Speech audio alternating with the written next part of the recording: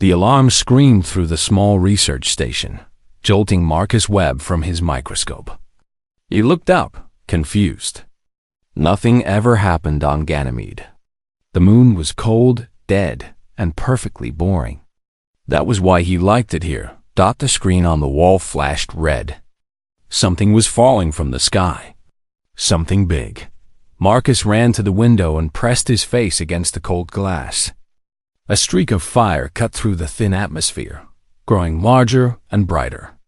The object twisted as it fell, trailing smoke and debris. It was definitely a ship, but the shape was all wrong. Human vessels were blocky and practical. This thing looked like it had been grown instead of built.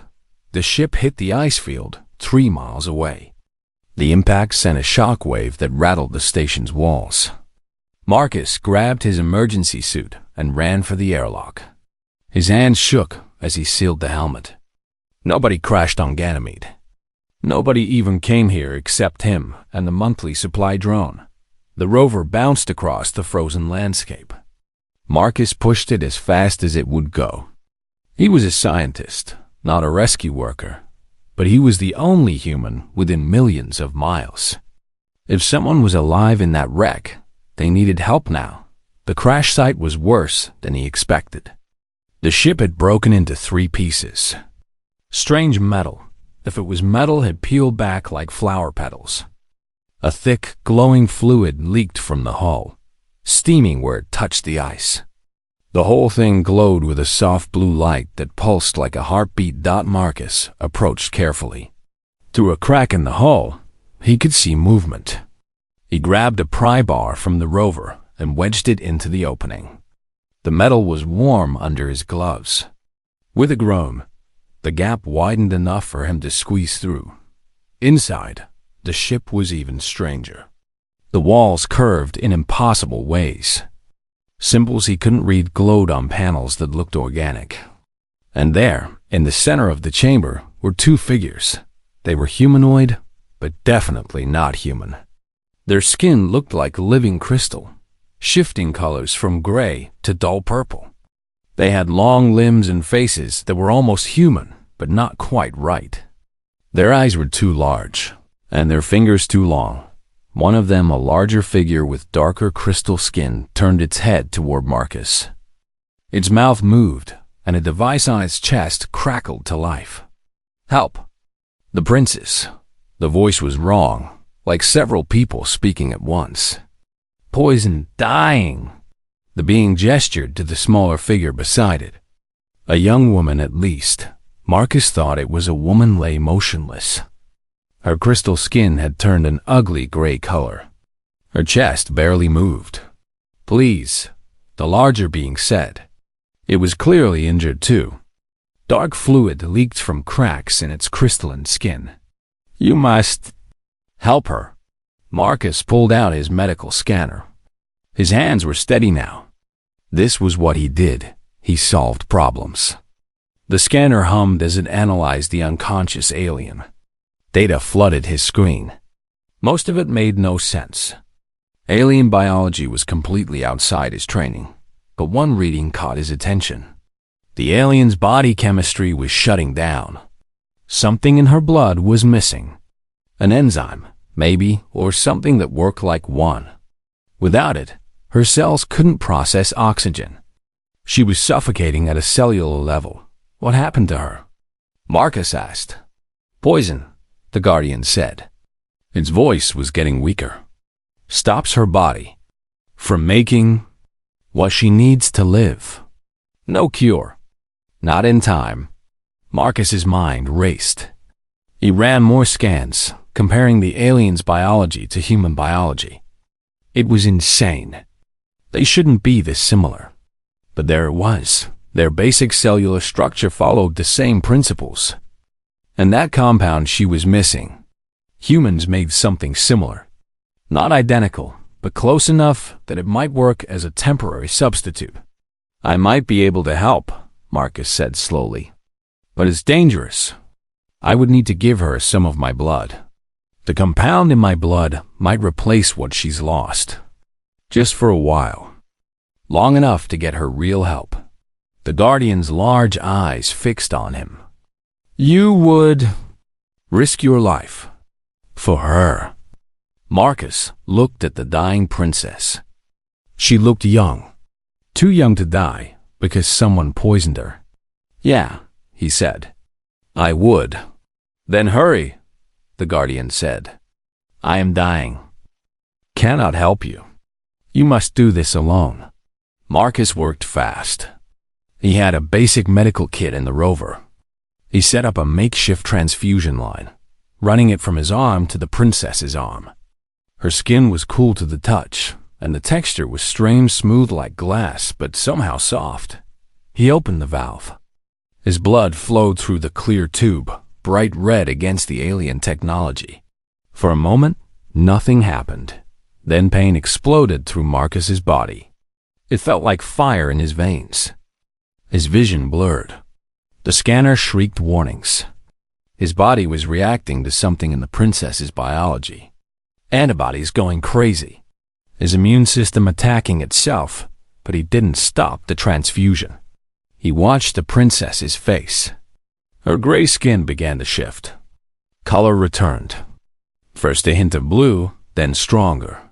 Her crystal skin started to glow with an inner light, shifting through shades of azure and violet. Marcus's vision went dark at the edges. He felt himself falling. The last thing he saw was the princess's eyes opening. They were solid gold, without pupil or iris. Beautiful and alien. They locked onto his face with an intensity that made him forget the pain for one moment. Then everything went black. When Marcus woke up, 3 days had passed. He learned this from the medical display above his head. The writing was in English, but the technology was nothing like the simple equipment in his station. He was in a bed that adjusted to his body. The room around him was huge, with walls that glowed softly. Through a large window, he could see stars and something massive. A ship, but so large it looked like a small moon. The door opened. A figure entered that made Marcus catch his breath. She was at least 7 feet tall, with crystalline skin that shifted through deep purple and gold. She wore something that looked like armor and robes combined. Her presence filled the room with authority. Dr. Marcus Webb, she said. Her voice was powerful and clear, speaking perfect English. I am Queen Desara of the Kale Imperium. You saved my daughter's life. Marcus tried to sit up. His body ached, but he seemed to be okay. Is she all right? The princess? She lives because of you, the queen said. She moved closer, and Marcus saw that her eyes were the same golden color as her daughter's. You gave your own essence, your blood, to sustain royal blood. By the ancient laws of my people, this creates a debt that cannot easily be repaid. I don't need repayment, Marcus said. I'm just glad she survived. The queen's expression didn't change. Nevertheless, the debt exists. You are now bound to House Desara until it is satisfied. You will come with us to our homeworld. You will be given every comfort and honor. But you cannot leave until the debt is fulfilled. Marcus's stomach dropped. Wait, you're saying I'm a prisoner? You are a guest, the queen corrected. A very important guest. One who now carries a connection to the heir of the Kale Imperium. For your own safety, and for reasons of state, you must remain under our protection. She turned and walked to the door. Before leaving, she looked back at him. Welcome to the Kale Imperium, Dr. Webb. Your life has changed in ways you cannot yet understand. The door closed, leaving Marcus alone with the horrible realization that his simple act of kindness had just cost him his freedom. The journey to Ethereal Prime took 2 weeks. Marcus spent most of it in his quarters, which were larger than his entire research station had been. The walls shifted colors based on his mood, which was unsettling. The food was strange, but edible. Guards stood outside his door at all times. He wasn't chained or locked in, but he was definitely a prisoner. On the 5th day, Princess Lyrie visited him. She entered quietly, and Marcus almost didn't recognize her. The gray, dying figure from the crashed ship was gone. Now her crystalline skin glowed with vibrant blues and purples. She wore a simple gown that seemed to be made of liquid light. "Dr. Webb," she said, and her voice was soft. "I wanted to thank you. You saved my life when you had no reason to." Marcus stood up from the chair where he'd been reading alien texts he couldn't understand. "You're welcome. I'm glad you're okay. And you can call me Marcus." "Marcus," she repeated, testing the word. "I am Lyrie. I am sorry about the circumstances of your—" "Stay with us." "Your mother says I can't leave," Marcus said. He tried to keep his voice calm, but anger leaked through. "She says there's a debt. I don't understand what that means." Lyrie moved to the window. Outside, stars streaked by in faster-than-light travel. "Among my people, blood is sacred. It carries not just life, but essence, identity. You gave your essence to preserve mine. This creates a bond that cannot be broken by simple words or gifts." "But I don't want a bond," Marcus said. "I just wanted to help someone who was dying." "I know," Lyrie said quietly. "That is what makes it more complicated. You acted with pure intention. No thought of reward or obligation. This makes the debt even more profound." They talked for an hour. Lyrie explained the basics of Kale culture. They were an old species, spanning dozens of star systems. They valued tradition, honor, and bloodlines. The royal family had ruled for thousands of years. Everything was about stability and order. "It sounds lonely," Marcus said without thinking. Lyrie looked at him sharply. Then her expression softened. "It is. Very lonely." She visited him every day after that. Sometimes they talked about her world. Sometimes he told her about Earth, about humanity's chaotic history and messy progress. She seemed fascinated by how humans could accomplish anything despite constant disagreement and conflict. "Your species argues about everything," she said one day, almost laughing. "How do you ever decide anything?" "Usually badly," Marcus admitted. "But we figure it out eventually. Sometimes the arguing helps us see problems from different angles." "The Kale do not argue," Lyrie said. "We follow tradition, order, the wisdom of those who came before." "Sounds boring," Marcus said.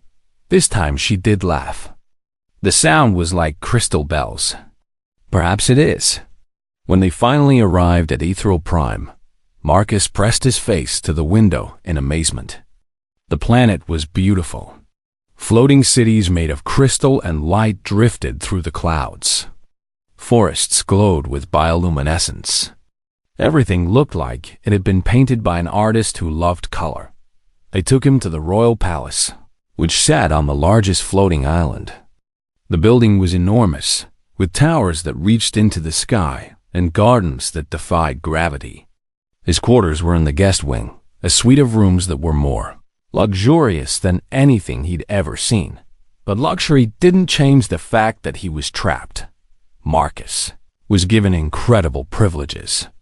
He could access libraries that contained knowledge humanity wouldn't discover for centuries. He ate foods from a dozen different worlds. He watched entertainments that made human movies look primitive.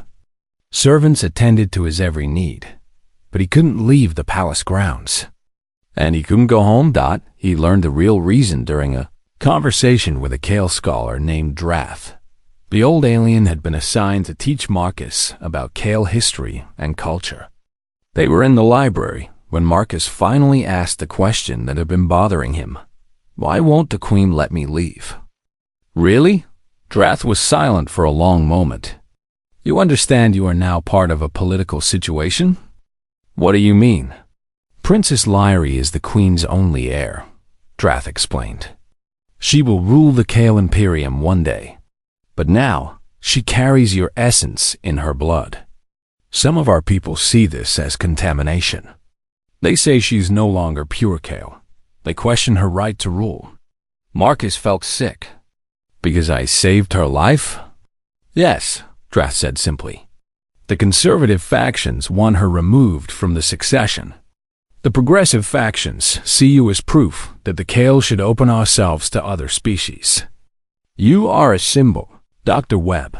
The Queen cannot let you go because your presence or absence affects the stability of the entire Imperium. That night, Marcus couldn't sleep. He walked in the palace gardens under 3 moons. The plants here glowed softly, and the air smelled like flowers he had no name for. You should not be out here alone, a voice said behind him.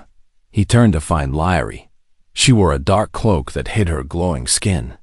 I needed air, Marcus said. Or whatever passes for air that isn't recycled through fancy alien technology. She smiled slightly. I understand. Sometimes I feel trapped too. Even in my own home. They walked together through the gardens. For a while, neither spoke. It was comfortable, this silence between them. Marcus realized he'd started to think of Lyrie as a friend. Maybe his only real friend in this entire alien civilization. I learned about the political situation, Marcus said finally. About how I'm causing problems for you. You are not causing problems, Lyrie said firmly. Others are using you as an excuse for their own agendas. That is different. Your mother is using me too, Marcus said. As a political tool. Lyrie didn't deny it. My mother is queen. Everything she does is political. But she also saved your life. When you collapsed after the transfusion, you nearly died. She had the best doctors in the Imperium work on you. She could have let you die. It would have solved many problems. Marcus hadn't thought about that. So why didn't she? Because despite everything, she's a good person, Lyrie said. She makes hard choices. She uses people when she must. But she does not kill innocents to make her life easier. They reached a fountain that flowed upward instead of down. The water glowed with inner light. Lyrie sat on the edge, and Marcus joined her. I'm sorry you are trapped here, she said quietly. If I could free you, I would. I know, Marcus said. 2 weeks later. Everything changed. Marcus was attending a state dinner, one of many boring events. He was required to attend as an honored guest. He sat at a table with minor nobles who stared at him like he was a zoo animal. Lyrie was at the high table with the queen, looking miserable. The food was brought out in waves. Each dish was more elaborate than the last. Marcus picked at his plate, not really hungry. Then he noticed something wrong. A smell, faint but familiar. He'd worked with enough chemicals to recognize certain compounds. His mind raced. That smell. Where had he encountered it before? His research station? He'd studied extremophile bacteria that produced a toxin to defend themselves. The smell was similar to the breakdown products of that toxin. He looked up sharply. Lyrie was lifting a glass to her lips. Stop. Marcus shouted. Everyone froze. Guards moved toward him. The entire hall went silent. Marcus ran toward the high table. Guards tried to grab him, but he dodged past them. He reached Lyrie and knocked the glass from her hand. It shattered on the floor. The liquid inside hissed and bubbled. Poison, Marcus said, breathing hard. That compound, I know that smell. It's a toxin. Someone poisoned her drink. Chaos erupted. Guards surrounded Lyrie and the queen. Nobles screamed and ran. The food was seized. Marcus found himself pinned to the ground by 2 large Kale warriors. Later, in a private chamber, the queen looked at him with an expression he couldn't read. The analysis confirms it, she said. The drink was poisoned. A different poison than before, but just as deadly. You saved my daughter's life again. Just happened to know the smell, Marcus said. His ribs hurt where the guards had tackled him. This changes things, the queen said. She looked older suddenly, tired. Someone in my own court tried to kill Lyrie. They targeted you as well. Your food was also poisoned, though you hadn't eaten it yet. They want you both dead. So what now? Marcus asked. Now, I must tighten security, the Queen said. And I must tell you the truth. I cannot let you go, Dr. Webb, not because of tradition or debt. Because if you leave, they will hunt you down and kill you. You are evidence of what was done to my daughter. You represent change that powerful people fear. As long as you remain under my protection, you are safe. If you leave, you are dead. She left him alone with that thought. That night, Lyrie came to his quarters. She looked scared, which Marcus had never seen before. I need your help, she said. There might be a way to break the bond, to free you. But it requires traveling to a sacred place called the Temple of First Light. It is in the most dangerous part of Kale space. And we would have to go without telling my mother. Marcus looked at her. You want away? I want to give you a choice, Lyrie said. The choice you never had. Will you come with me? Marcus thought about the palace, the luxury, the safety, and the cage. Yes, he said. Let's go. Crying out in pain, blood-bright red human blood spilled onto the ancient temple as Marcus woke in a chamber that should not exist. The walls were made of living crystal that pulsed with light in rhythm with his heartbeat. The air felt ancient, charged with energy that made his skin tingle. Above him, symbols floated in the air, not projected, but actually present somehow, shifting and changing as he watched. You are awake, the eldest priestess said. She sat nearby, her expression peaceful. Good. We feared we might lose you. What happened? Marcus's shoulder hurt, but when he checked, the wound was mostly healed. Where am I? In a chamber that has been sealed for 10,000 years, the priestess said. It opened when your blood touched the temple floor. This place was meant for one such as you. Lyrie burst into the room. Relief flooded her face when she saw Marcus sitting up.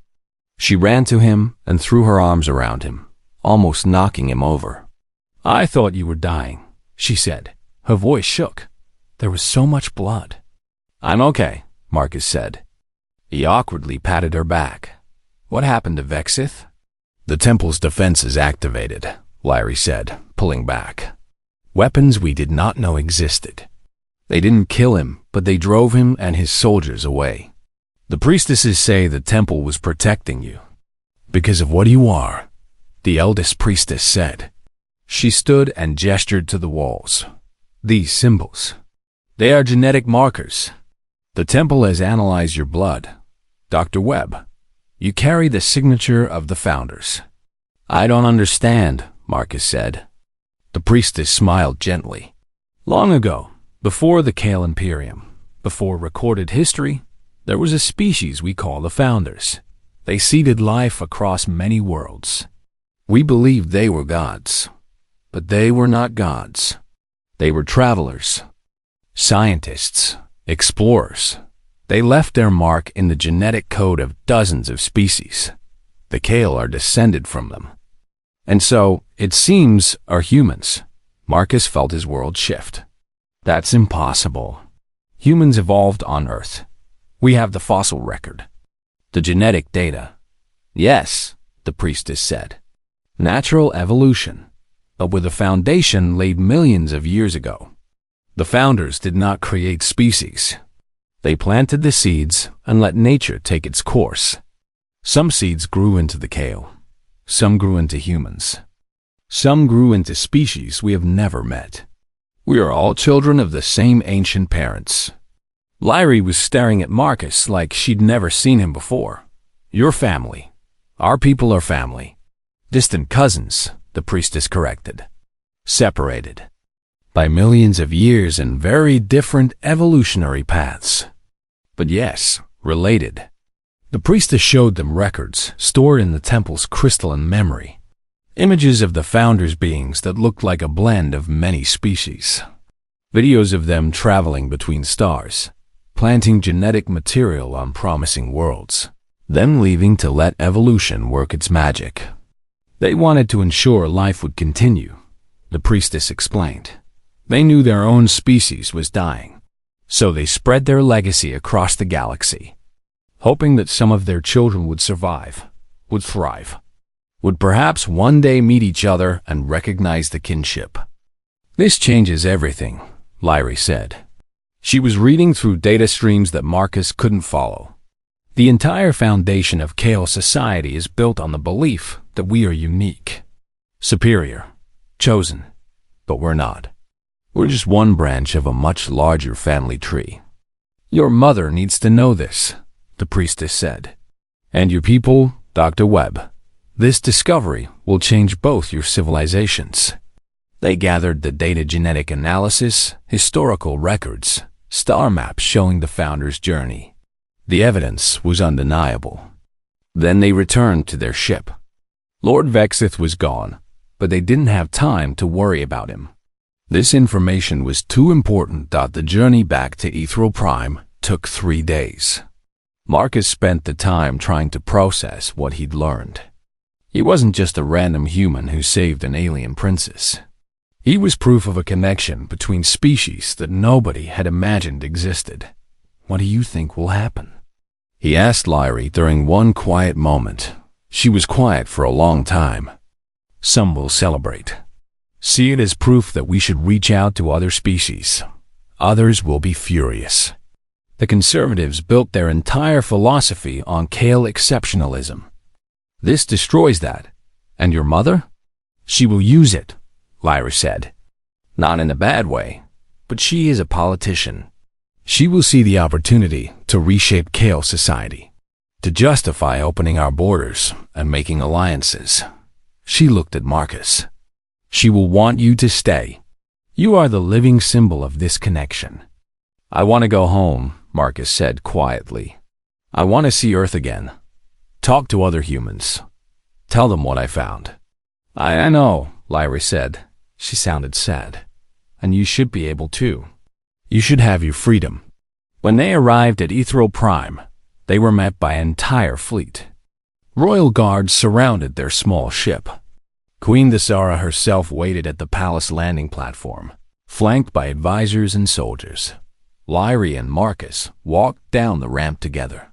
The queen's face was a mask of controlled anger. You stole! A ship and disappeared for a week, the queen said coldly. Do you have any idea the chaos you caused? The political damage? Mother, Lyrie said calmly. We have something you need to see. They presented their evidence in the Queen's private chambers. The data streams played across the walls. Genetic comparisons. Historical records. The testimony of the priestesses, transmitted directly from the temple. The Queen watched in silence. Her crystal skin shifted through a dozen colors: shock, disbelief, anger, wonder. When the presentation ended, she sat down heavily. This is true, she asked quietly. The temple does not lie, Lyrie said. We verified the genetic data ourselves. Dr. Webb carries founder markers. So do all humans. So do we. We are related species. And Lord Vexith knows, the Queen said. He does, Lyrie confirmed. He tried to kill us to keep it secret. He cannot allow this information to be revealed. It destroys everything he and the conservatives believe. The Queen stood and walked to the window. Outside, the floating city glowed in the evening light. We must act quickly, she said. Before Vexith can organize opposition, I will call a full council session tomorrow. All the noble houses, all the political factions. She turned to look at Marcus. You will testify. You will present your findings. Your Majesty, Marcus said carefully, I'm not Kale. I have no standing in your government. You have the standing of the founders themselves, the Queen said. And after tomorrow, everyone will know it. The council session was held in an enormous chamber at the heart of the palace. Representatives from every Kale world filled the seats. Marcus stood at the center, feeling very small and very human. Lyrie stood beside him, her presence a comfort. The conservatives attacked immediately. "This human has no credibility," one noble shouted. "He twists our sacred history to serve his own ends." "The temple itself verified the data," Lyrie countered. "Are you saying the temple lies?" "I am saying this outsider has contaminated our princes, and now seeks to contaminate our entire civilization," the noble said. Lord Vexith rose to speak. He was smooth, persuasive, dangerous. "Princess Lyrie is compromised. She has formed an attachment to this human that clouds her judgment. We cannot trust anything she presents." "Then test my blood yourselves," Marcus said. His voice rang out across the chamber. "Take samples. Run your own genetic analysis. The truth doesn't change based on who discovers it." The council agreed. A team of independent scientists took Marcus's blood and spent 6 hours analyzing it. The results were broadcast across the chamber for everyone to see. The founder. Markers were undeniable. The chamber erupted into chaos. Conservatives shouted about fraud and conspiracy. Progressives celebrated vindication. The moderate factions demanded calm. The Queen let them argue for 30 minutes before calling for order. "This changes our understanding of our place in the universe," she said. "We are not alone. We are not superior. We are part of a family we never knew existed." The question before this council is simple. Do we embrace our relatives, or do we reject them? The debate raged for hours. Marcus testified about human history, human culture, human science. Some council members were fascinated. Others were horrified by humanity's violence and chaos. Lord Vexith painted humans as barbaric and dangerous. "They wage war constantly," Vexith said. "They destroy their own planet. They cannot be trusted with Kale technology or knowledge." "We also explore," Marcus countered. "We create art and music and literature. We solve problems through innovation and cooperation. Yes, we fight. Yes, we make mistakes. But we also grow. We learn. Isn't that what the founders wanted? For their children to survive and thrive in their own ways?" The tide slowly turned. The moderates began to side with the progressives. Even some conservatives admitted that the genetic evidence could not be dismissed. By the end of the session, a narrow majority voted to begin formal diplomatic contact with humanity. Lord Vexith stormed out, furious. "This is not over," he said. That night, Marcus was summoned to the Queen's private chambers again. She looked exhausted. "You have reshaped the future of the Kale Imperium in a matter of weeks," she said. "I am not sure whether to thank you or blame you." "I just wanted to go home," Marcus said. The Queen smiled slightly. "I know, and I have been unfair to you. I kept you here against your will, using you as a political tool. I told myself it was for your own protection, for the good of my people. But the truth is, I was afraid." They left in the middle of the night.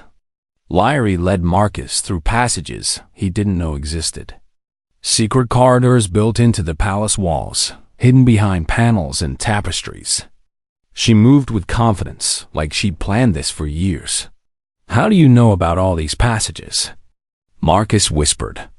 "I explored them as a child," Lyrie said. "When I wanted to escape my tutors and guards. My mother never knew."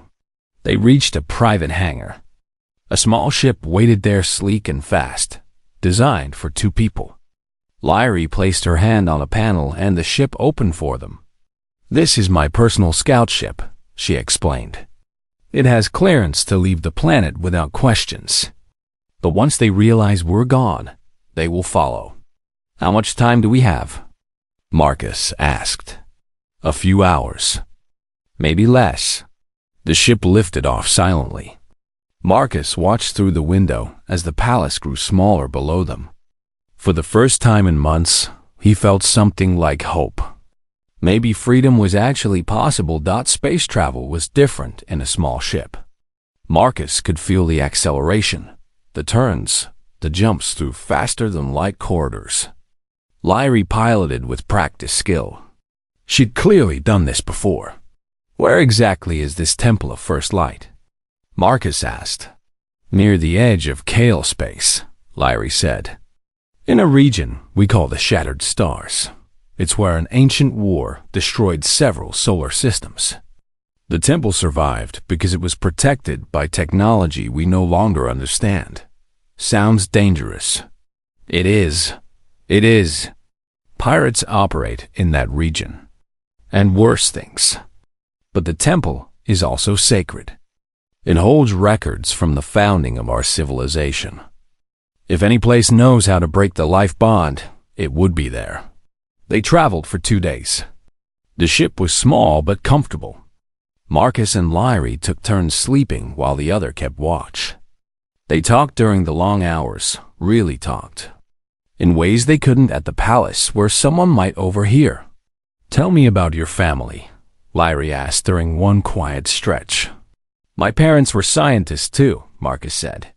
They worked on Mars, trying to terraform it. They died in an accident when I was 20. After that, I kind of buried myself in work. Went as far from other people as I could. To Ganymede, Lyrie said. Yeah, just me and the bacteria.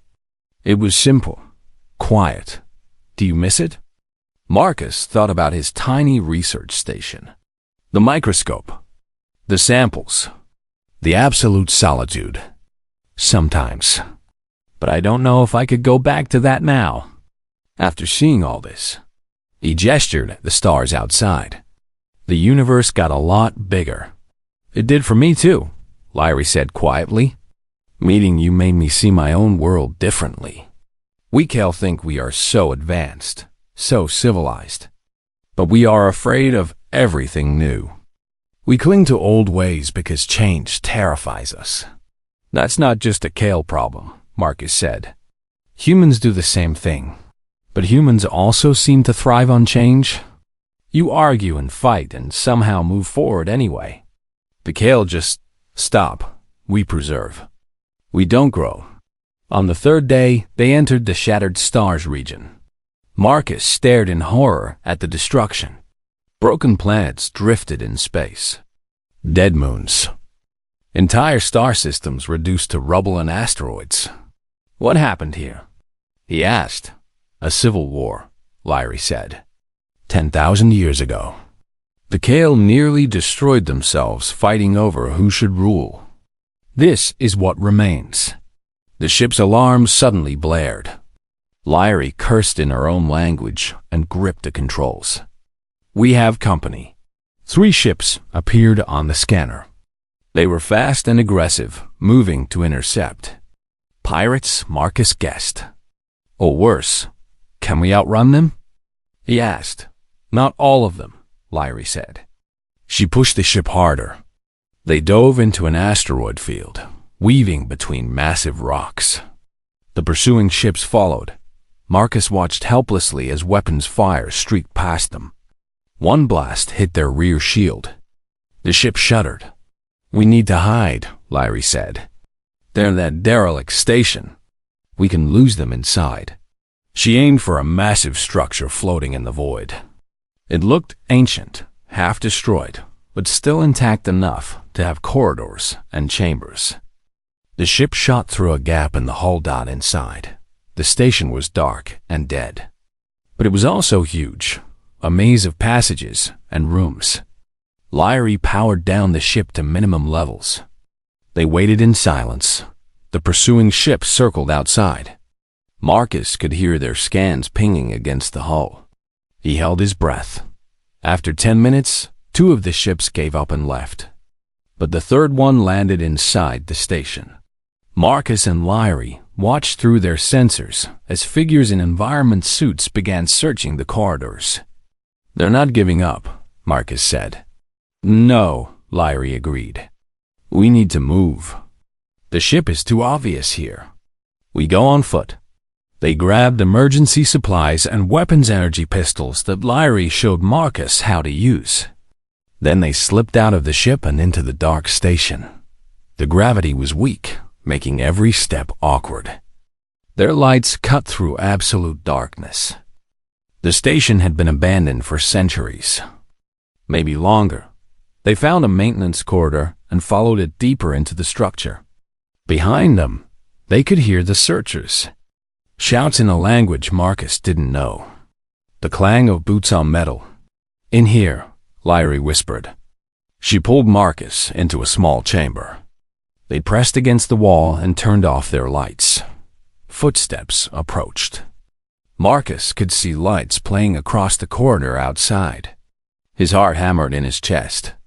Lyrie's hand found his in the darkness and squeezed. The searchers passed by without looking into their hiding spot. They waited another 20 minutes before moving again. The station was a nightmare of twisted corridors and collapsed sections. But Lyrie navigated it with growing confidence, like something was guiding her. "Do you know where we're going?" Marcus asked. "I can feel the temple," Lyrie said. "It calls to me, to my blood." "Can you not hear it?" Marcus listened. He didn't hear anything, but he felt something. A pull, a direction, like a compass pointing home. "Yeah," he said. "I feel it too." They found the searcher's ship, and Marcus had an idea. He'd worked with lots of different chemical compounds in his research. Some of them were very reactive. He mixed some chemicals from his emergency kit with fuel from a storage tank. "What are you doing?" Lyrie asked. "Making them think twice about following us," Marcus said. When the searchers returned to their ship, Marcus triggered his improvised bomb remotely. The explosion wasn't huge, but it damaged their engines badly. They weren't going anywhere for a while. Lyrie stared at him. "You just built a bomb from spare parts?" "Technically, it was a fuel-air explosive," Marcus said. "But yeah, chemistry is useful." They escaped the station and reached the temple a day later. It sat on a small moon orbiting a dead planet. The building was enormous and ancient, built from materials that looked like crystal and metal fused together. Symbols covered every surface dot as they approached. The temple began to glow. The light matched the color of Lyrie's skin, and somehow it matched Marcus too. He could see his own reflection in the temple's surface, and his skin looked like it was glowing with the same light. Priestesses waited at the entrance. They were old Kale women who wore simple robes. They looked at Marcus and Lyrie with surprise. "A bonded pair," one priestess said. "We have not seen this in generations." "We came to break the bond," Lyrie said. "To free him." The priestesses looked at each other. "Come inside," the eldest said. "We will perform the ritual." The temple interior was breathtaking. Light flowed through crystal channels in the walls. The floor showed images of stars and worlds. At the center was a pool of liquid light. The priestesses had Marcus and Lyrie stand on opposite sides of the pool. They chanted in ancient Kale, a language even Lyrie didn't fully understand. The pool began to pulse and glow. "Place your hands in the light," the eldest priestess said. Marcus and Lyrie obeyed. The liquid was warm and electric. It tingled against Marcus's skin. Energy flowed between him and Lyrie, visible as streams of light. The priestesses gasped. "This is not a simple life bond," the eldest said. She sounded shocked. "This is resonance, a soul recognition. We thought this was only legend. What does that mean?" Marcus asked. "It means the bond cannot be broken," another priestess said, "because it was not created by the transfusion. The transfusion only revealed what already existed. You are resonant souls, matched across species. This has not happened in 10,000 years." Lyrie looked at Marcus across the pool of light. Her golden eyes were wide. "What are our options?" The eldest priestess spoke carefully. "You can deny the resonance. The human can return to his people. You can live separate lives. It will hurt you, both, but you will survive. Or you can embrace the resonance. Accept the bond and all it means. But that path will be difficult. Your people will not accept it easily. Before anyone could respond, the temple shook. Explosions sounded outside. They found us, Lyrie said. Guards burst into the temple, not palace guards, but soldiers wearing the emblem of House Vexith. The noble who had tried to poison Lyrie.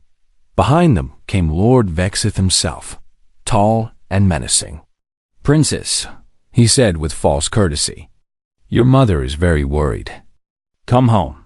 You tried to kill me, Lyrie said. Twice. Unfortunate misunderstandings, Vexith said. But necessary. You are contaminated. Unfit to rule. Unfit to rule. This human proves it. He aimed a weapon at Marcus. His death will solve many problems. Marcus dove for cover as energy blasts tore through the temple. Lyrie shouted and fired back with her own weapon. The priestesses scattered. The sacred chamber became a battlefield. A blast caught Marcus in the shoulder. He fell. The message from Earth came 3 weeks later. Marcus was in the palace library, studying founder artifacts with a team of Kale scientists when the alert sounded. A human fleet had entered Kale space. They were demanding his immediate return. Marcus felt his stomach drop. How many ships? 15, the Kale military advisor said. A full battle group, led by Admiral Chun of the Earth Defense Force. They are broadcasting on all channels that they have come to retrieve you. They think I'm being held hostage, Marcus realized. Are they wrong? The advisor asked pointedly. Marcus looked at him. Not anymore. But they don't know that. The Queen called an emergency meeting. The council chamber was tense. Many nobles wanted to see this as an act of war. Others urged immediate surrender of Marcus to avoid conflict. Neither option is acceptable, the Queen said. We do not surrender to threats. But we also do not want war with humanity. Dr. Webb, what do you suggest? Marcus stood. His legs felt shaky. Let me talk to them. I'll go out to meet the fleet. Explain what happened. Show them the evidence about the founders. They need to hear it from me. They could simply take you and leave, Lord Vexus said. He'd been stripped of many privileges after his attempt to hide the founder revelation, but he still held his council seat. You would be their proof that the Kale are hostile. Then I'll make sure they understand the truth, Marcus said. Lyrie stepped forward. I will go with him, as a representative of the Kale Imperium, to show good faith. The Queen looked at her daughter. Marcus saw worry in her golden eyes. But she nodded. Very well. Take my personal diplomatic vessel. You will have safe passage through our fleet. What you do when you reach the humans is up to you. The journey to the human fleet took 6 hours. Marcus and Lyrie sat together in the small diplomatic ship. Neither spoke much. They both knew this could go very wrong. What if they don't believe you? Lyrie asked. They will, Marcus said. Admiral Chun is reasonable. She listened to evidence. And what about us? Lyrie asked quietly.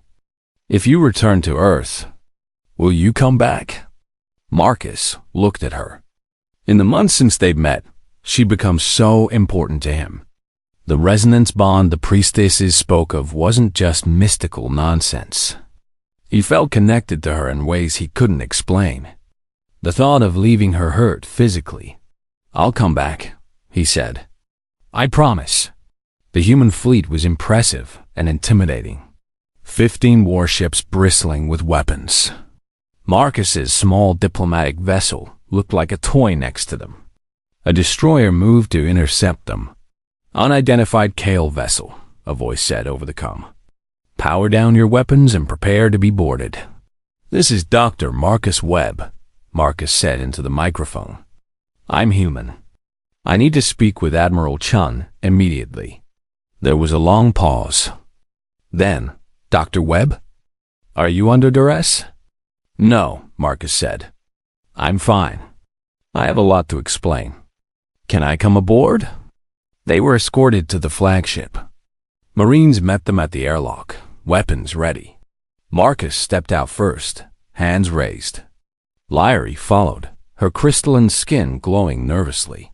Admiral Chun was a stern woman in her 50s with sharp eyes. She looked Marcus up and down. Dr. Webb, we've been looking for you for months. When you missed 3 scheduled check-ins, Earth Command assumed the worst. I'm sorry, Marcus said. Things got complicated. Complicated, Chun repeated. She looked at Lyrie. And this is? Princess Lyrie of the Kale Imperium, Marcus said. She's here as a diplomatic representative. Chun's expression hardened. We don't have diplomatic relations with the Kale.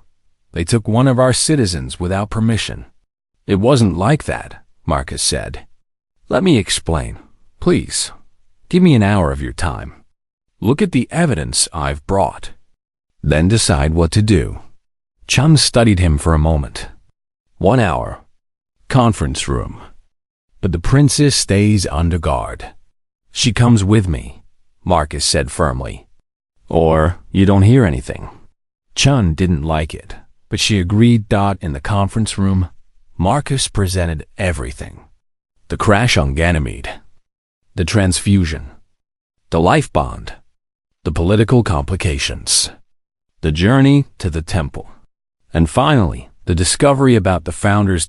He showed them the genetic data. The historical records. The temple's analysis of human and Kale DNA. The proof that both species shared common ancestors millions of years ago. The room was silent when he finished. Chun and her officers exchanged looks. This is a lot to process, Chun said finally. You're saying aliens came to Earth millions of years ago and influenced human evolution? Not influenced, Marcus corrected. Seeded. They planted genetic material and let natural selection take over. Same thing they did on dozens of worlds. We're not special. We're just one branch of a very large family tree. And you verified this data? Chun asked. I verified it personally. I'm a xenobiologist. This is what I do. The genetic markers are real. The historical records are consistent. And look, Marcus pulled up an image. This is my DNA analysis. These sequences match founder markers. Every human carries them. You could test anyone on this ship and find the same thing. One of Chun's science officers spoke up. Sir, this could be verified easily. We have gene sequencers on board. We could check Dr. Webb's claims within a few hours. Do it, Chun said. Check his DNA. Check yours. Check mine. I want confirmation. While the tests ran, Marcus and Lyrie waited under guard. They could hear the crew talking in the corridors. Some excited, some scared, some angry. The news was spreading. They're afraid, Lyrie said quietly. Of course they are, Marcus said. Everything they thought they knew about human history just changed. That's terrifying. The tests came back positive. The genetic markers were exactly as Marcus described. Every human tested carried traces of founder DNA. The science officer who ran the analysis looked shaken. It's real, he said. We're related to the Kale. Distantly, but measurably. Chun sat down heavily. This changes everything. Earth Command needs to know. The entire human government needs to know. The Kale are willing to begin formal diplomatic relations, Lyrie said. It was the first time she'd spoken since entering the ship. My mother, the Queen, wants peace between our peoples. After they kidnapped one of our citizens? Chun said sharply. They saved my life, Marcus said. Yes, they kept me there longer than I wanted. Yes, it was complicated and political. But they also protected me. Healed me, and they're letting me go now. I'm here, aren't I? Free to return to Earth if I want. Do you want to? Chun asked. Return to Earth? Marcus hesitated. Yes and no. I want to visit, see my home, talk to human scientists about what I've learned. But I also want to help build a relationship between our species. I'm uniquely positioned to do that. Because of the life bond thing? Chun asked skeptically. Because I've lived with the Kale, Marcus said. I understand them. And they're starting to understand us. Someone needs to bridge that gap. Why not me? Chen was quiet for a long time. Then she said, I need to contact Earth Command. This is way above my authority. But Dr. Webb? Off the record? I'm glad you're alive. And I'm glad you made contact. This could be the most important discovery in human history. The communication with Earth took 3 days because of the distance. During that time, Marcus and Lyrie stayed on the flagship as guests. The human crew slowly relaxed around them. Some were curious about Lyrie, asking questions about Kale culture and technology. Others kept their distance, still suspicious. Marcus found himself in strange conversations. What's Earth like? One young ensign asked. I mean, to you. Now that you've seen an alien world. Marcus thought about it. Messier. More chaotic, but also more alive somehow. The Kale have perfected so much. Sometimes it feels like they've perfected the life out of things. Earth is rough around the edges. But those rough edges are where interesting things happen. When Earth Command finally responded, they sent a diplomatic team. Real ambassadors, not just military officers. They wanted to open formal negotiations with the Kale ERIUM. The problem was that extremists on both sides wanted to prevent it. The attack came during the first official diplomatic meeting. Both the human and Kale delegations were aboard a neutral station between their territories. Marcus and Lyrie were presenting the founder evidence to both groups when explosions rocked the station. Bomb in the docking bay, someone shouted. We're venting atmosphere. Chaos erupted. Security forces from both sides drew weapons, unsure who the enemy was. Marcus grabbed Lyrie's hand and pulled her behind a console as energy blasts crisscrossed the room. They're trying to kill us, Lyrie said. Both of us. If we die, there's no bridge between our peoples. Then we don't die, Marcus said. He looked around desperately. They're an emergency shelter. This way. They ran through the chaos. Other diplomats followed them. Both human and Kale, working together to survive. The shelter was small and cramped, designed for maybe 10 people. 20 crammed inside. Through the shelter's window, Marcus could see the attackers. Some wore human military gear. Others wore Kale armor. But they were working together, which told Marcus everything he needed to know.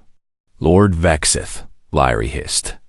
He made an alliance with human extremists. People who don't want our species to unite, Marcus said. They'd rather see us destroy each other. The shelter would only protect them for a few hours. After that, life support would fail. Marcus looked at the people crammed around him. Scared faces. Human and Kale, all counting on him to find a solution.